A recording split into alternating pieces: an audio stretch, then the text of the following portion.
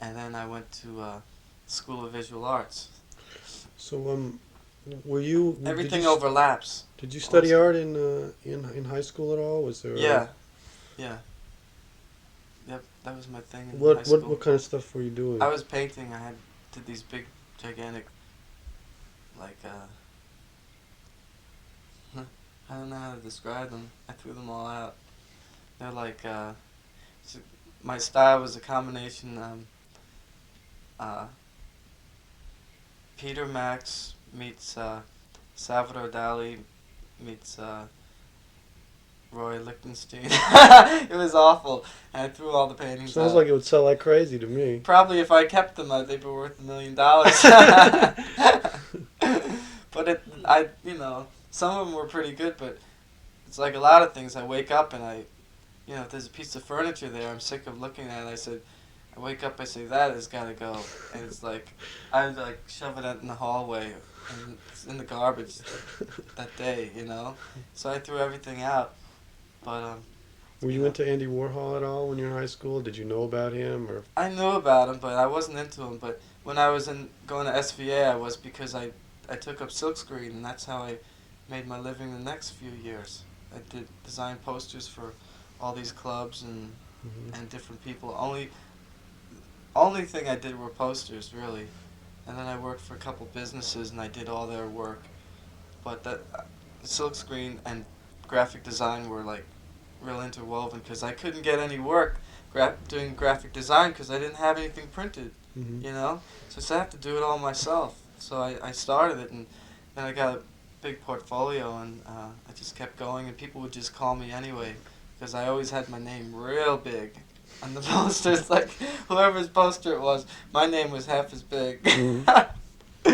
So then it got to a point where, like, people said, "Why didn't you keep doing them?" Because it was like they were really. Some of them were really great, Mhm. and but I was more interested in how big my name was on the poster than anything. I realized that you know, there was like a conflict there. Mhm. I was like sick of doing posters for people like, and sometimes I'd make up the whole image. Like the band didn't even have an image or a Mhm. logo, Mhm. and they didn't even have a photograph. So I'd pick something out of an old magazine and create this good look, whatever the thing was. Mhm. And I said, shit, I'm sick of doing this for these people who are like nobody, Mhm. and then they're not a talented band, they're not interesting, nothing. And Mhm. I was like getting a little frustrated. And I said, I'm just gonna put this to work for myself. So I started doing posters of myself, Mhm. putting them all over. Mhm. And This was before Keith Haring was doing his um, or it the same was, time. it was, it was before and the same time. Like we didn't. I think we were friends, but neither one of us copied each other. Because we both had like the super ambition. Mhm. And but I was doing these. I have some of them to show you, but just doing these posters like this big with my head or my whole Mhm. body and saying like coming soon or in person and nothing else. Like Mhm. not a date or a place or anything. Mhm. Just like And one it night was John only. Sex then. Yeah, yeah, Was this when you decided to change your name when the yeah, posters came out? yeah. I um, right a little bit before that, a name was given to me by Klaus Nomi and Joey Arias. Do you know Joey? Yeah. And I don't know which one of the two, and combination of both, I think. So I just after a while the name was sticking. People were Mhm. like using it all the time, and then they weren't using my real name, so I went with it. Mhm. When you first came to New York, you're going to SVA. Were you hanging around CBGBs or trying to find out what's going on in New York, or Well, like me and Wendy moved here. and moved where to what neighborhood? We moved in this apartment, and we lived in Queens for a little bit, and then we lived together in Long Island before that for a little while. Mhm. So we were almost like living together for a year, Mhm. and then we moved here. It was on and off. Like she was getting evicted. Like once or twice, she had to move, and she Mhm. was moving in with her parents for like a month, and it was like a nightmare. And I was having to live at home for 2 months, and that was the worst time I ever had. Mhm. So, and then I was we were like shuffling all around. So finally I found this place and we moved here. But one funny thing was, we got all dressed up, right? And it was like a Friday night, and she had a job, and I was going to school, and I might have had a job. So he said, let's really party this weekend and go out. We got all dressed up. We didn't know where we were going.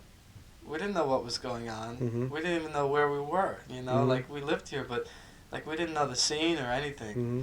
And I think we went to Great Gildersleeves. We did. We went to Great Gildersleeves. We walked down the street.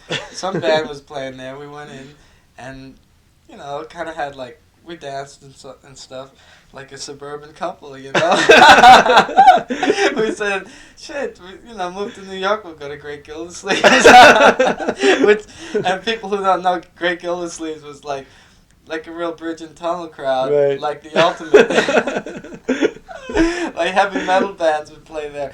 But, no, it would be like the bands from Long Island that Right. would play their big gig in New York would play Great Gildersleeves because no one else would have them. Right. And that's, like, they had a suburban audience anyway, so it was really pretty ironic, you know. It's like people come to New York to see a show and go out to New York nightlife, but they're being entertained by a Long Island bar band, and everyone else in the bar is from Long Island or Westchester. So that was the beginning of that, and then we started going to Mud Club, and, you know, go to Max's, and I went to CBGB's once, just late at night by accident, and that had already passed. That wasn't really happening. Right. And it was, yeah, that was already not really going on. So. But you met Kenny right away. Yeah, I met Kenny, and I met Keith right away too. What was your impression? And we were of Kenny? best. It was Kenny was really great because like he was very very open and up. You know, he was real Californian, and just really really cheerful and happy all the time, and like super naive, I think. But really, like, you know, I just knew that I thought he was really talented. He was doing these really great paintings, and we became good friends. And I was doing color Xerox, and I was like doing these collages and painting, and then I'd put them under the Xerox and I'd recharge the colors and really soup them up and stuff. And the work was pretty good, and he liked it. And so we got along really great. And I met Jean-Michel. He wasn't going to school there, but he hung around, and we were all real good friends because he was always on the street and we were always hanging out. So the four of you were hanging out together.